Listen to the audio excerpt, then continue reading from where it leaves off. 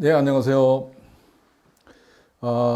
오늘은 청년의 공정여행 제4강, 봉사여행과 그다음에 접근 가능한 관광, 이 두 가지 주제를 갖고 봉사여행은 무엇인지, 어떻게 기획을 하는지, 또 그다음에 그 접근 가능한 관광, 처음 들어보시는 생소한 분들도 있긴 하겠지만, 요즘 꼭 알아야 될 이야기들 소개를 할까 합니다. 그래서 오늘은 제4강은 봉사여행과 접근 가능한 관광 이야기를 지금부터 시작하도록 하겠습니다.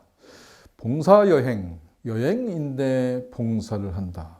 봉사를 하면서도 여행할 수 있다. 어떻게 할 수 있을까 궁금할 거라고 생각이 드는데요. 근데 여행을 하면서도 여러분들 중에 짧게 아마 경험을 해도 좋고, 또 어떤 경우에 만약에 이제 그 기회가 된다면 좀 장기간 해외 체류를 하거나 국내 체류하면서도 다른 지역에 가서도 봉사를 하면서 여행도 하면서 그 두 가지를 함께 만족할 수 있는 그런 것. 그래서 우리는 그것을 봉사 여행이라고 보통 합니다.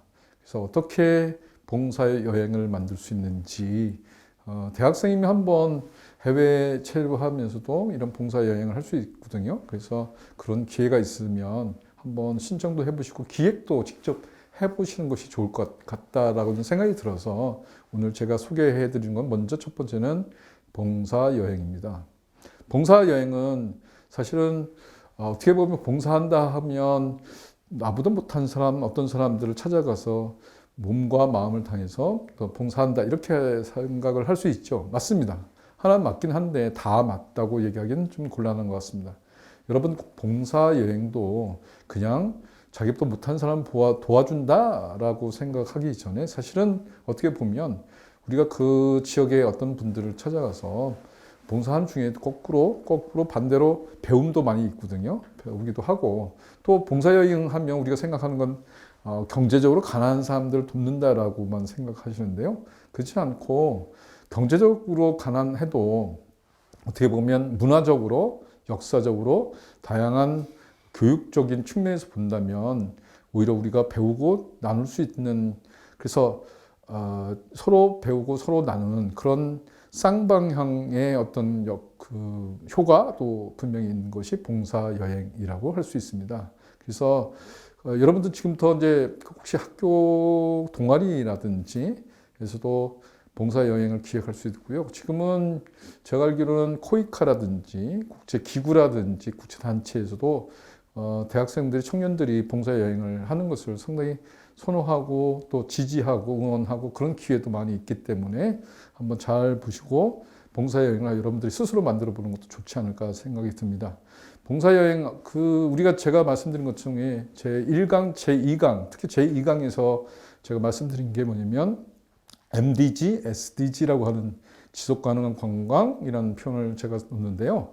지속가능한 관광과 지속가능한 개발, 뭐 이런 표현을 제2강을 보시면 참조하시면 되겠습니다. 그래서 보통 봉사여행은 지속가능한 발전, 목표, 그런 계획을 통해서 어떤 정신과 뜻을 따라서 하는 여행들을 봉사여행에 많이 차용하고 있습니다. 그리고 현지 지역의 주민들하고 파트너십을 갖는 것, 문화적으로 함께 교류를 나누는 것, 이것이 바로 봉사여행의 정신이고 철학이고 또 그렇게 기획하고 진행하는 것들을 많이 볼 수 있습니다. 그래서 여행도 하지만 봉사를 어느 정도, 요즘은 보통 열 중에 한 70%는 봉사로 하고 나머지는 한 30% 현지 지역의 주민들과 교류하고 문화를 나누고 또 투어를 할 수 있는 것으로 많이 짜여 있습니다. 그래서 첫 번째는 봉사여행을 그 특징을 보면 첫 번째 참가자들이 만들어가는 참여형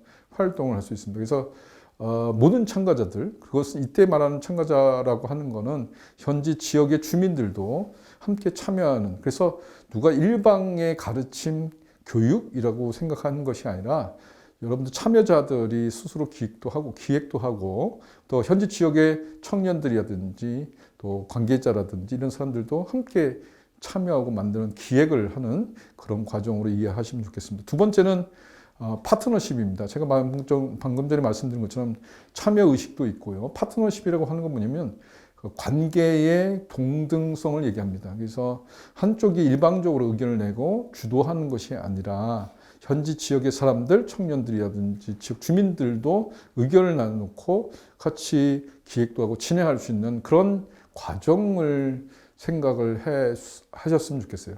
보통 봉사여행 하면 뭐 학교에 페인트질을 하거나 벽이라든지 또 수리를 해주거나 아이들을 대상으로 교육을 하거나 체육 활동을 하거나 이렇게 좀 간단하게 생각하시는데요.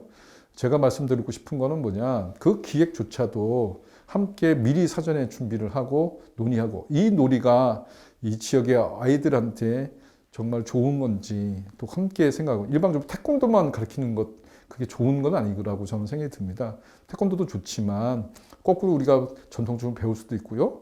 또 그 지역의 문화를 어떻게 자연스럽게 전달하고 또 받을 수 있는지도 생각하는 그런 기획, 그런 진행을 해보시면 좋지 않을까라고 생각이 듭니다. 세 번째가 깊이 있는 역사 문화 교류인데요.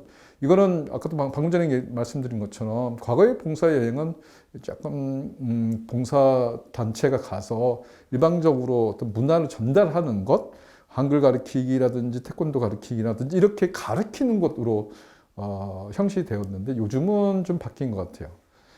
그래서 전통춤도 거꾸로 배우기도 하고 서로 그런 문화, 뭐 체험들을 교류하는 것으로 요즘 많이 바뀌어 있어요. 그래서 한국의 역사 문화도 알려드리는 것도 좋지만 거꾸로 그 지역의 역사 문화들을 우리가 배우는 것. 그래서 봉사여행을 짤 때 첫날은 가능하면 여러분 도착해서 그 지역의 주민들하고 논의하고 청년들하고 이야기해서 기획을 어떻게 준비했는데 이게 좋은지 또 이런 방식으로 하는 게 적절한지, 혹시나 우리가 선의로 기획을 했지만 그 지역의 문화 역사를 훼손시키거나 또 무시하는 건 아닌지 꼼꼼히 확인하고 따지는 것도 좋습니다. 그리고 봉사에 들어가기 전에 한 바퀴 지역을 한번 돌아보는 것도 좋은 것이라고 생각이 듭니다. 그래서 마을을 한 바퀴 도는 것, 그래서 마을 사람들하고 인사도 나누고 어르신들한테 인사도 나누고요.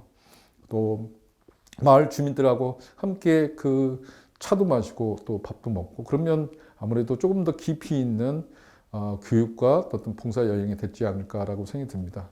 네 번째는 아무래도 사고가 나면 안 되겠죠. 그래서 사고에 대해서 안전 대비도 하고 효율적인 응급 지원 체계. 왜냐하면 여러분들이 사는 곳하고 다른 곳에 가기 때문에 제일 많이 안전 문제 중에 하나는 물갈이 같은 겁니다. 그리고 또 잠자리를 들 때 뭐 모기라든지 댕기 열병 뭐 이런 것들이 있을 수 있어요. 그래서 가능하면 그런 문제에서 미리 대비도 하고, 만약에 그런 문제가 생기면 응급처치를 어떻게 하면 좋은지, 가까운 병원은 어디에 있는지 그런 시설과 또 연결 고리를 잘 확인하는 것 중요한 겁니다. 그래서 네 가지 참가자들이 함께 만들어낸 참여활동, 그 다음에 동등한 파트너십, 그 다음에 그 나라의 지역의 어떤 깊이 있는 역사 문화를 배우고 교류하는 것, 네 번째는 안전을 함께 생각하시면 좋겠습니다.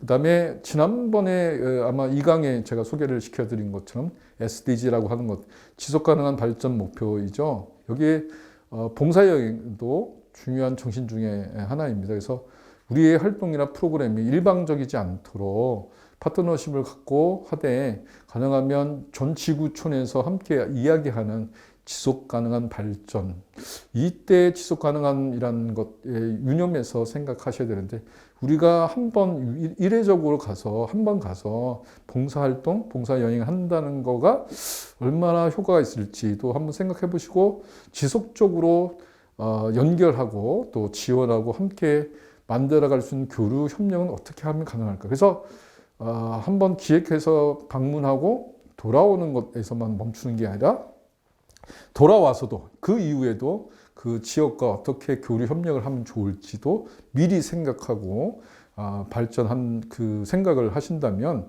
좀 더 효과 있는 그런 봉사 여행이 되지 않을까라고 생각이 듭니다. 그래서 효과를 생각한다면 지속 가능한 교류를 위해서 평가도 하고 효과성을 높이고 지속성을 함께 생각하는 봉사 여행을 한번 기획해 보시면 좋겠습니다. 그다음에 제가 말씀드리고 싶은 거는 기획하고 진행 과정을 좀 조금 나누어서 생각을 해볼 수 있는데요. 첫 번째는 기획 단계이죠. 기획 단계는 방문지에서 머물 숙소, 식사, 그다음에 현지의 체험 활동이라든지 봉사할 내용에 대해서 먼저 확인을 하시는 게 상당히 중요합니다. 그래서 여러분들이 어디서 무슨 봉사 활동을 할 것인지 미리 확인하고 또 준비할 것들이 어떤 것들을 준비해야 되는지 현지하고 먼저 확인하는 게 상당히 중요합니다. 그래서 기획할 때 현지 상황 및 네트워크를 점검하고 그 다음에 또 세 번째로 해야 될 게 뭐냐, 예산이죠. 예산은 적절한 예산이 상당히 중요한데 우리가 봉사활동 가는데 큰 먹고 또 호텔이라든지 너무 큰 데서 있는 거는 부적절할 수도 있죠. 그래서 봉사활동 할 때는 그에 적절한 숙소와 그런 안전한 곳, 그 다음에 식사도 하실 때 너무 또 그 식사 때문에 뭐 문제가 생기지 않을 정도의 그런 식사 준비, 그 다음에 실행 계획을 또 수립을 해야 되겠죠. 실행 계획은 그래서 도착하는 날까지 그 다음에 실제로 프로그램을 진행하는 그 순간 그리고 돌아오는 일정까지 구체적으로 준비 단계, 그 다음에 실행 단계, 돌아와서의 과정까지도 일정을 잘 짜셔야 됩니다. 그리고 보통 그런 봉사여행을 기획하실 때는 사전에 가서 학생들이라든지 청소년들 만약에 교육 봉사를 하겠다고 생각하면 그 교육 봉사할 그 학교라든지 숫자를 알아보셔야 되고요. 학생들하고 구체적으로 뭐 수학이든 아니면 체육이든 음악이든 어떤 놀이를 어떻게 할 것인지, 그리고 그것을 어떻게 전달할 건지, 예를 들면 통역을 어떻게 할 것인지도 유념해서 하셔야 된다고 생각이 듭니다. 근데 많은 분들이 걱정하시는데 언어 문제겠죠. 소통 문제죠. 근데 되게 경우를 보면 현지에서 아이들은 충분히 간단한 영어나 이런 것도 준비하고 또 설명서를 미리 준비해서 가면 그걸 따라서 현지민하고 이야기를 한다면 충분히 의사전달도 되고 또 이게 보통 시청각 교육이기 때문에요. 그래서 프로그램을 진행하는데 크게 어려움이 없을 거라고 생각이 듭니다. 다만 이제 그 현지 아이들하고 이런 시행 프로그램을 짤 때 본의 아니게 그 사진을 찍을 때 뭐 허락을 받지 않고 한다든지 이러면 좀 곤란하겠죠. 그래서 가능하면 이런저런 것들이 그 현지의 문화에 맞게 기획도 하고 또 예산도 짜고 그 다음에 준비를 하시는 게 상당히 중요합니다. 그래서 사전 교육 및 프로그램을 준비하시고 그 다음에 프로그램에 가서 현지 가서 프로그램 진행한 다음에 생길 수 있는 의외의 일들이 많이 생길 수 있어요. 그런 거는 그날 저녁 때 미팅을 한다든지 회의를 통해서 수정 보완을 하는 것도 상당히 중요하다고 생각합니다. 그래서 여행에서 봉사활동하는 긴장을 늦추지 않는 게 상당히 중요해요. 그래서 프로그램 준비에서부터 그다음에 실제로 진행하는 데까지는 긴장을 놓치지 않고 하시는 게 상당히 중요합니다. 안전사고 나지 않도록 하는 게 상당히 중요하기 때문에 그렇습니다. 그 다음에 나중에 이제 이런 기록을 좀 하시는 게 좋습니다. 그래서 어떻게 봉사를 기획했고 진행을 했고 또 아이들하고 나중에 보고서이든 또 영상물이든 그런 것들을 기록해서 혼자 우리들만 갖는 게 아니라 현지 지역의 그 봉사단체와 관련돼서 쉐어링, 그 나눔을 가질 수 있도록 하시는 게 상당히 중요합니다. 아까 쭉 말씀드린 것처럼 우리가 기획하고 현지 상황 및 그 네트워크를 점검하고 예산을 수립하고 실행 계획을 수립하고 그 다음에 사전 교육 및 프로그램 준비를 하고 연수 진행을 한 다음에 그 다음에 보고사항 성과를 공유한다고 말씀을 쭉 드렸는데요. 이 부분 중에서 특히나 제가 말씀을 드리고 싶은 부분이 있습니다. 봉사여행이라고 하는 거는 아무래도 지속 가능성을 염두에 두고 이야기하는 게 상당히 중요한데요. 왜 그러냐면 제가 이제 경험을 해보니까 봉사여행을 할 때 준비할 때나 이걸 할 때는 상당히 기쁜 마음으로 준비를 하다가 막상 현지를 가서 해보니 예쁜 아이들한테는 상당히 관심 갖고 표현을 하는데 또 본의 아니게 편애를 하는 그런 경우가 있는 것 같아요. 그래서 주의할 점을 좀 봉사여행 하면서 여러분들이 좀 꼭 주의하실 상황에 대해서 몇 가지 말씀을 드릴까 합니다. 봉사여행하는 현지에서 물론 당연하게 생각하시겠지만 봉사여행하는 동안 현지에 계신 분들이 불편함을 주지 않도록 노력하셔야 되겠죠. 예컨대 이런 겁니다. 우리는 이제 외국 사람이라 하니 의사소통도 잘 안 되고 또 의사소통이 안 되니 현지 지역의 사람들의 역사 문화를 잘 모르는 거에서 오는 실수가 있는 거죠. 종교적인 이유 때문에도 그렇고요. 그 다음에 종족과 관련돼서도 그렇고요. 우리는 당연하다고 생각하는 것들을 질문을 잘못해서 상대방을 불쾌하게 하는 경우도 있습니다. 그래서 역사, 문화, 그다음에 현지 종교 그런 부분에 대해서 충분히 존중하는 여행이 되어야 할 것 같습니다. 그렇지 않으면 종교 분쟁이나 종교의 논쟁, 또 정치적 논쟁으로 비화해서 현지 사람들과 불편한 관계를 맺을 수도 있거든요. 그래서 제가 말씀드리고 싶은 거는 첫 번째 주의할 것은 뭐냐? 현지 사람들의 역사 문화를 존중하자. 그래서 불편한 논쟁에 휘말리지 않도록 했으면 좋겠다는 말씀드리고요. 두 번째 말씀드리고 싶은 거는 봉사 여행을 하는 동안 아이들에게 좀 귀엽다고 해서 어떤 표현을 했는데 그것이 자칫 오해를 살 수도 있거든요. 그래서 어떤 아이들은 편애를 하고 어떤 아이들은 또 그렇게 애정을 갖지 않는다라고 볼 수 있어요. 그래서 골고루 누구에게나 똑같은 마음과 그런 표현을 하시는 것 상당히 중요합니다. 그래서 한 사람한테 너무 치우치거나 또 그렇게 편애하지 않도록 하시면 좋겠습니다. 동시에 아까도 말씀드린 것처럼 사진을 찍을 때는 허락을 받고 사진을 찍는 것이 상당히 중요하고요.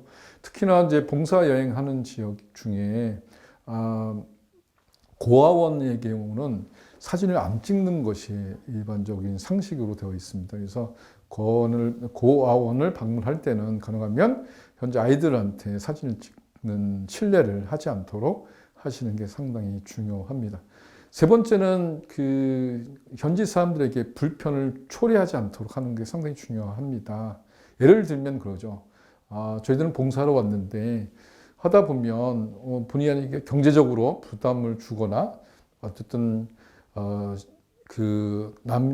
현지 지역의 주민들의 집에 들어가서 어쨌든 행동할 때 거처를 들어갈 때는 특히나 그런 점에서 사회 문화적으로 어떤 신뢰가 되지 않도록 하는 게 상당히 중요합니다. 그래서 사전에 그런 집을 방문하거나 집을 방문하거나 또 어떤 어르신들 집을 방문할 때는 미리 어떤 걸 하지 말아야 되는지 또 결례가 안 되는지 이런 부분을 먼저 확인을 하시고 가시면 좋겠습니다.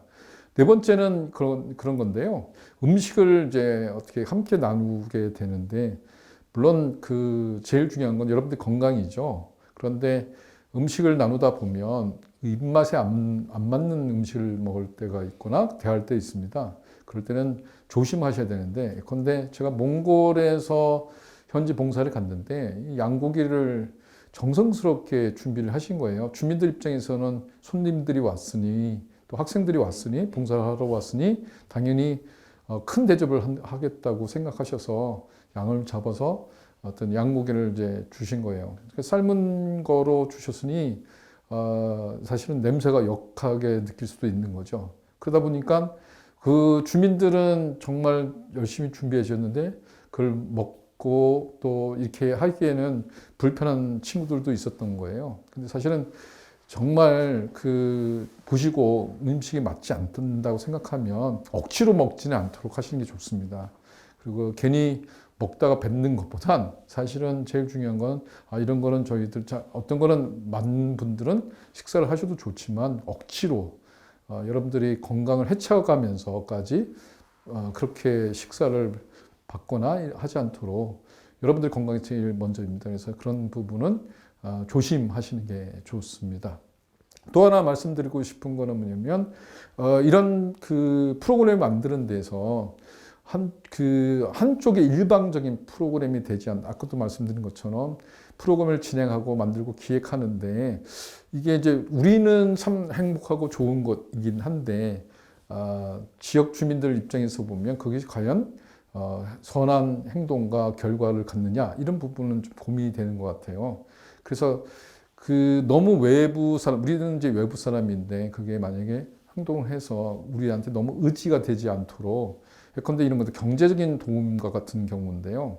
이 부분은 이제 상당히 조심해야 될 부분인 것 같습니다. 그러니까 여행을 하면서 현지 사람들에게 돈을 주는, 직접적으로 돈을 주는 거는 상당히 조심해야 될 부분인 것 같습니다. 노력 봉사를 하거나 또는 만약에 그 적절한 어떤 보상을 하고 싶다면 단체나 그 지역에 있는 사회단체나 어떤 기관을 통해서 전달하시는 게 제일 좋습니다. 만약에 개별적으로 돈을 주거나 어떤 도움을 하신다고 생각하시면 자칫 그게 그 지역의 사람들한테 의존적인 행동으로도 될 수 있기 때문에 상당히 조심하시는 게 좋습니다. 그래서 제가 말씀드리고 싶은 건 여러분들의 선한 뜻이 오히려 결과적으로는 선하지 않는 결과를 가질 수 있거든요. 그런 점에서 정말 유념하실 거, 방금 전에 말씀드린 것까지도 여러분들 꼭 좀 생각하셨으면 좋겠습니다.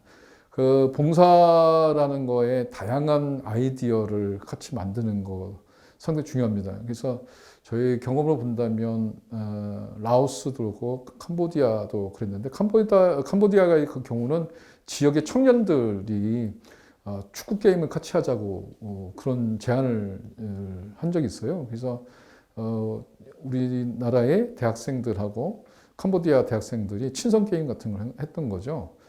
그렇게 좀 자연스럽게 지역 청년들이 제안을 해주는 경우는 기꺼이 받고 같이 게임을 통해서 우정도 나누고 그다음에 생각도 나누고 뭐 이렇게 할 수 있는 좋은 방법이 있는 것 같아요. 그래서 스포츠를 통해서 또 마을을 함께 생각하는 시간도 됐던 것 같아요. 그 봉사 중에 또 그런 거 있습니다. 우리 캄보디아 얘기하니까 말씀드리는데 우물 파기라는 게 있잖아요.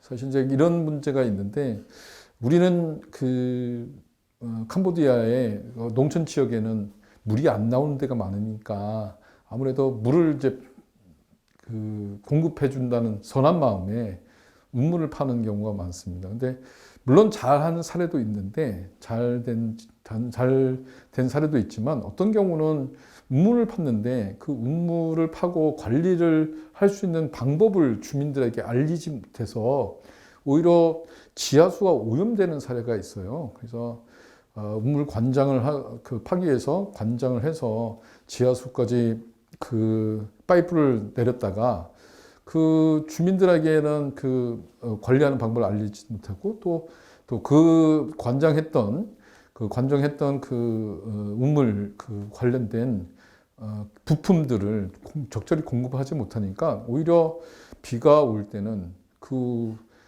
우물을 팠던 그 구멍을 통해서 빗물이 들어가서 지하수 전체를 오염시키는 경우도 있고요. 또 어떤 경우는 한 1년만 지나면 그 우물이 폐쇄돼서 잘 이용하지 못해서 폐쇄되는 경우도 있는 것 같아요. 그러니까 이렇게 말씀드리는 이유는 뭐냐, 바로 지역 주민들하고 충분히 협의를 하고 이게 어떻게 이용하는지, 왜 하는지, 그다음에 어떻게 관리를 하는지 기술이나 내용이 전수가 되어야 사실은 그분들도 우물을 관리하거나 또 이용하거나 하는데 불편함이 없는 거죠. 이런 것까지 말씀드린 이유는 어쨌든 아까도 말씀드린 것처럼 지역의 선한 뜻으로 생각했던 그런 봉사활동, 그 다음에 이런 것들이 지역 주민들하고 파트너십 갖고 동등한 관계로 할 때만이 제대로 된 봉사, 그 다음에 성과 있는 내용으로 발전할 수 있지 않을까라는 생각이 듭니다. 보통 봉사 여행하면 두 가지로 나누는데 하나는 노력봉사, 하나는 교육봉사로 얘기할 수 있습니다. 노력봉사는 아무래도 노력봉사 그 말 그대로 이제 몸을 써서 어쨌든 봉사활동을 하는 거죠. 그래서 뭐 학교 페인트를 한다든지 낡은 것을 고친다든지 새로운 시설물을 만드는 역할을 한다든지 그런 것들을 보통 노력봉사라 하고요. 그 다음에 교육봉사는 말 그대로 청소년을 대상으로 해서 그들이 참여하고 함께 할 수 있는 놀이나 교육을 하는 봉사 활동을 얘기합니다. 그래서 노력봉사 또 교육봉사 이렇게 기획을 하고 진행을 하시면 좋겠습니다. 이런 기획을 한번 뭐 여름이든 겨울철이든 한 6개월 정도 준비를 하는데 한 6개월 정도는 하시는 게 좋고요. 그 다음에 돌아와서도 사후 관리를 생각한다면 이런 프로그램 짜는 것에서부터 또 어떤 누구가 하는지 또 재원을 어떻게 만들면 좋을지 미리 생각하고 삼성호도 되고 뭐 꼭 뭐 수십 명이 가지 않아도 가능합니다. 그래서 10명 내외도 충분히 봉사여행을 기획하고 진행하고 예산도 저렴하게 할 수 있으니까 뭐 이번 여름 방학 때 또는 겨울 방학 때도 한번 시도해 보시면 어떨까 생각이 듭니다. 그래서 여기 간단한 해외 봉사 사례를 제가 여기 소개해 드리는데요.